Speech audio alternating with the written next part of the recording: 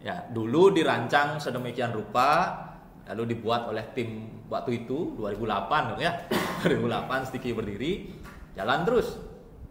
Ya, jalan terus, tapi tidak meninggalkan blueprint pertamanya. Ya, secara blueprint masih sama, tempat KRS, bayar, cek jadwal mata kuliah, kelas segala macam. Ya, itu versi mahasiswa, versi dosen adalah. Blueprintnya masih jalan sampai hari ini. Cuma tetap menerima masukan ala agile. Ya, masukannya nggak sebrutal Spotify. Ya, user minta apa bikinkan. Ya, belum minta juga udah ada Instagram Flipside. Oh, geno kan itu. Nggak sebrutal itu. Ya, masukan diterima, dipilah, dicek lagi. Ya, ini matching nggak dengan blueprint kita. Kampus butuh nggak ini. Jadi mix keduanya. Startnya waterfall. Ketika udah running, adopsi konsep agile sedikit. Nggak secepat agile. Kalau agile kan minggu ini, bulan ini jadi. Enggak. Ya, pakai prioritas lagi. Yang mana harus kita duluan. Mungkin fix bug dulu. Kalau fitur bisa belakangan. Nah, bisa difilter-filter lagi. Ya, ini namanya hybrid method. Kalau kamu cari di Google, dia yang ini. Namanya Agile Waterfall Hybrid.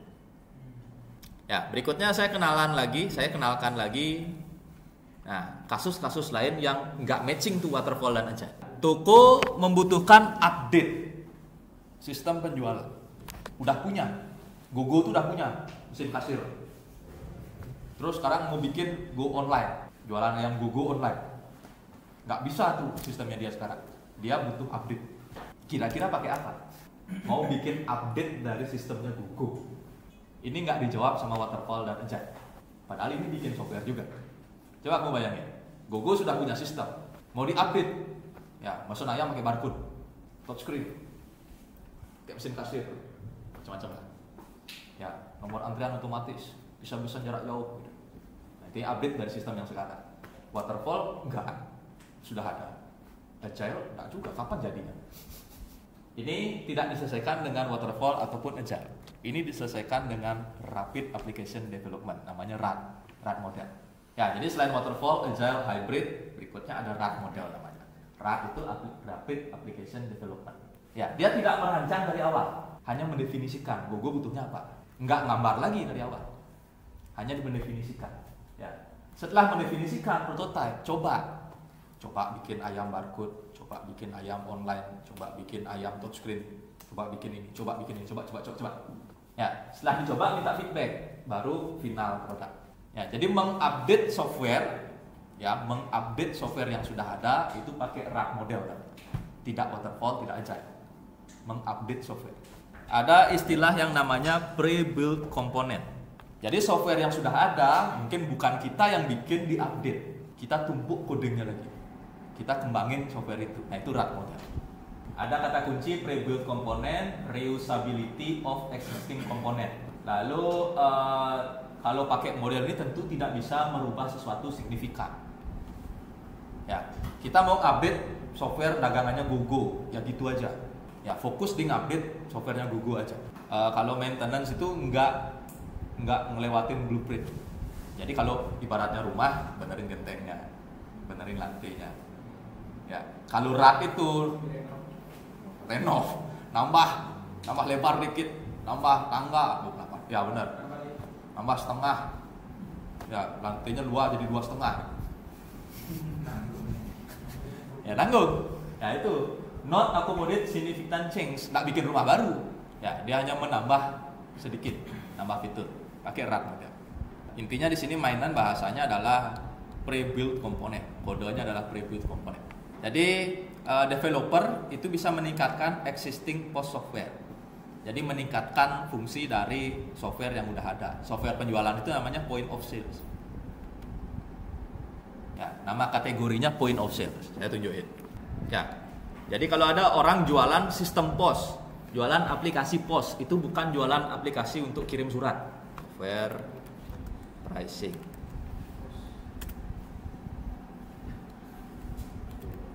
Yang cloud base, yang nggak perlu install, hanya di browser, 0. Ada yang gratis ya, sampai $200 per bulan.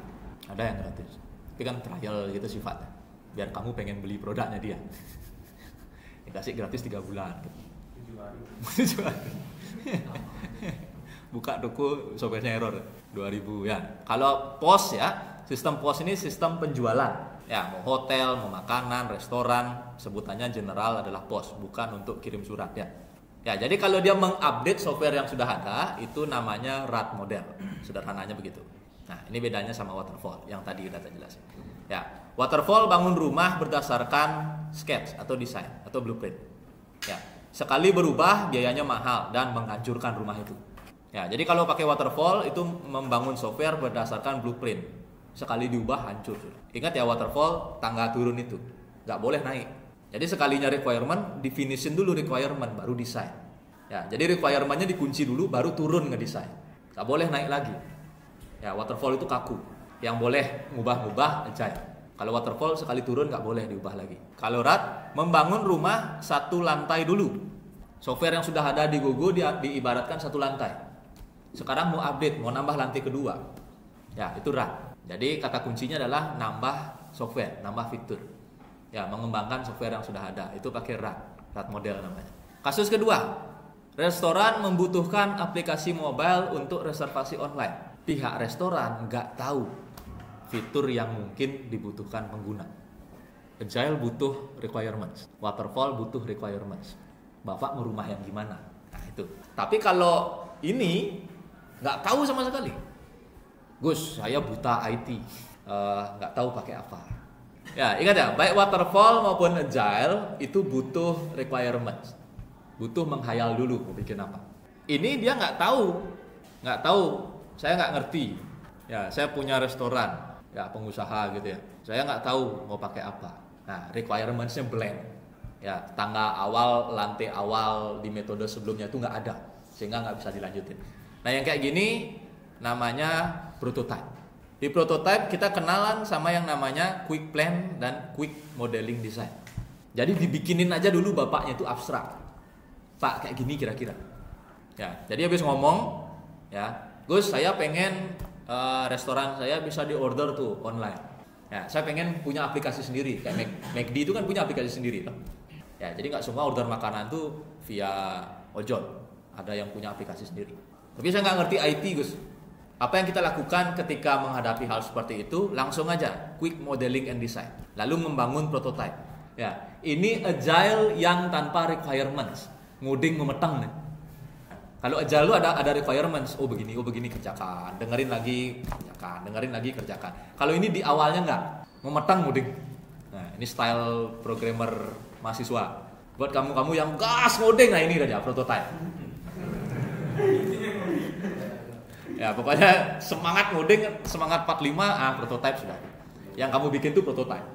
Gus bisa nggak bikin aplikasi ini? Bisa Pak, ngoding, wah itu prototype sudah.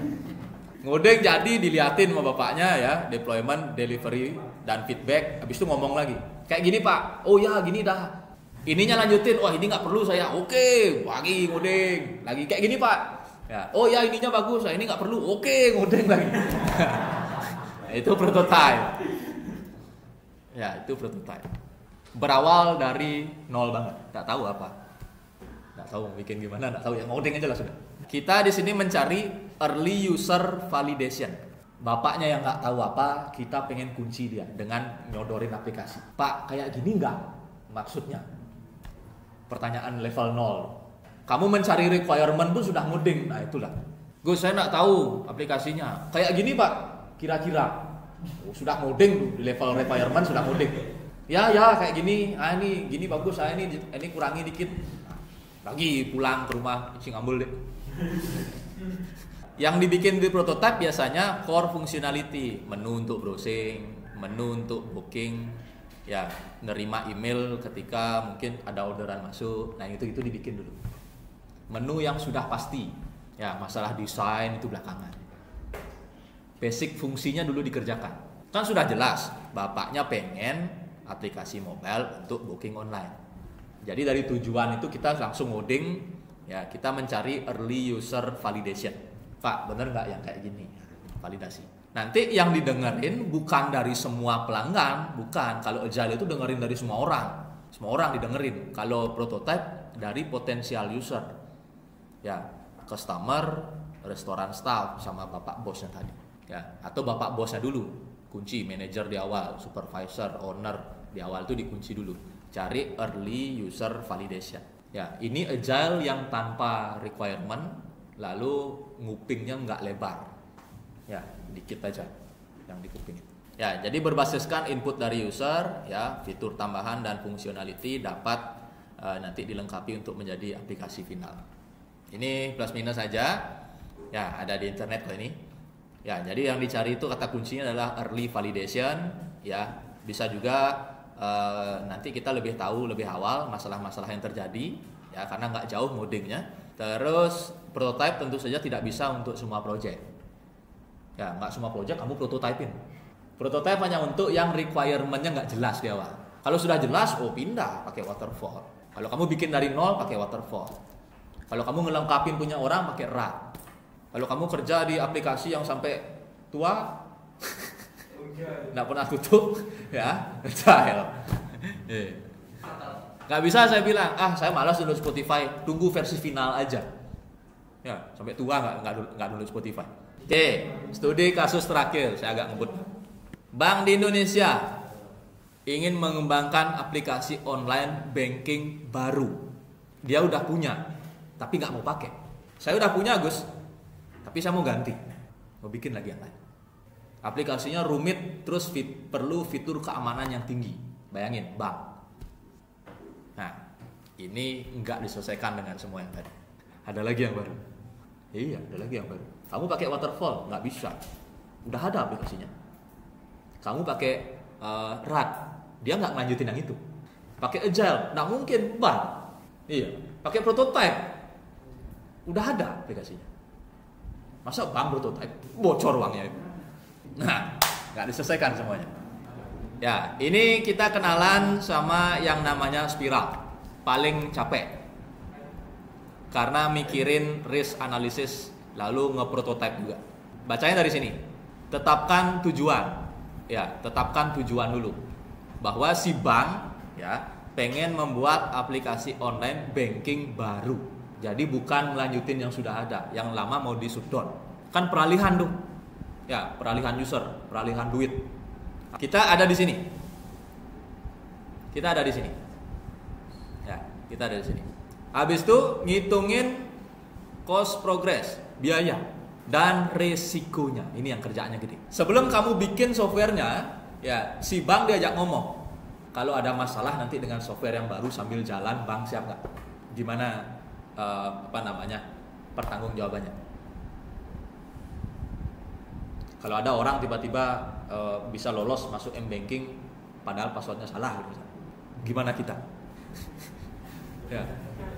Kalau saya programmer, saya akan mengembangkan fitur PIN salah masuk 10 kali akun diblokir. Tapi kalau seandainya fitur itu nggak jalan, terus bisa nyoba ya 20 kali, 100 kali coba terus. Kan bocor bisa akunnya. Karena nggak diblokir-blokir. Fitur itu nggak jalan gitu misalnya. Bank gimana? Nah, itu dulu. Belum mudik. Bank gimana? Kalau seandainya saya pindahin data pengguna, saldonya hilang nolnya 1. Atau sebaliknya, ya, saya pindahin datanya Mang Adit, tiba-tiba duitnya jadi 1 M. Bank gimana? Ya, walaupun ada kasus-kasus kayak gitu, tapi siapa tahu? Siapa tahu? Yang namanya data orang di bank kan? Terus sekarang dia mau mindahin data, bayangin. Ya.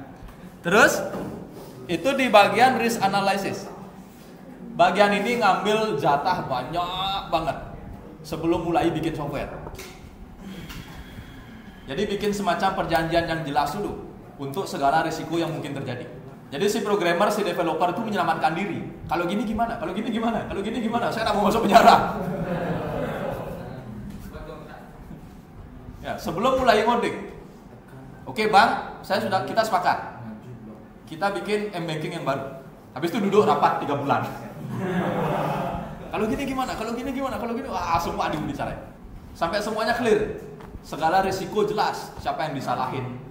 Kok siapa yang disalahin? Ya. Siapa yang dipenjara? Enggak ya. Bagaimana menanganinya? Bagaimana langkahnya? Pihak bank gimana? Pihak developer gimana? Obrol. Terus Sudah beres bagian risk analysis, bikin prototype. Prototype yang tidak dilepas ke masyarakat. Misal, model jadi prototype banking. Yuk, karyawan bank aja dulu yang Bang. Beda sama prototype. Prototype level 1 di programmer itu sendiri biasanya. Prototype level 2 mulai dirilis ke orang-orang terdekat. Ya, ke pihak karyawan itu sendiri. Prototype level 3 mungkin sebali dulu, sepulau dulu dicoba, sekabupaten. Sebelum benar-benar dirilis ke masyarakat. Ya, dirilis pun ada masa peralihan lagi. Ya, seluruh nasabah diharapkan mendownload banking yang ini. Yang ini masih bisa dipakai, akan kami shutdown tanggal segini. Jadi ada momen tuh masyarakat tuh punya 2 banking. Jadi ini dilepas jalan, ini masih hidup. Sewaktu-waktu dikasih terus diperingatkan ya. Lagi 2 minggu ini mati, lagi 1 minggu ini mati, lagi 3 hari ini mati, besok ini mati. Baru dia pakai yang ini. Setelah masa prototype, maka akan dilanjutkan dengan ini, mendetilkan desain, ya modding, mengintegrasikan, ya bagaimana biar data yang lama aman di data yang baru seperti itu, ya ngetes, implementasi. Spiral ini yang menonjol adalah bagian ini, bagian risk analysis. Programmer harus bisa ngomong, nggak hanya modding aja. Ya, kalau di spiral terkenal ketika ada keamanan, harus pakai spiral. Setelah ngomongin keamanan, kamu prototyping berkali-kali sebelum mulai modding. Sebelum mulai di deploy, prototyping dulu. Ya, saya udah punya nih m-bankingnya. Ayo satu kantor pakai dulu seminggu ke depan. Ya, dapat masukan, perbaiki lagi. Ya, oke, prototype level 2, 1 Denpasar. Coba pakai 1 Denpasar. Ya, khusus karyawan bank. Nah, itu contohnya. Ya, kalau spiral model. Fokus on risk management. Jadi model pengembangan software yang fokus pada keamanan, sehingga untuk menanggulangi keamanan itu kita prototyping dulu berkali-kali dengan pelebaran scope, biasanya untuk mengganti software yang sudah ada. Ya, fokus on identifying and mitigating risk. Ya, ini lebih rumit daripada waterfall karena benar-benar mikirin sisi keamanan.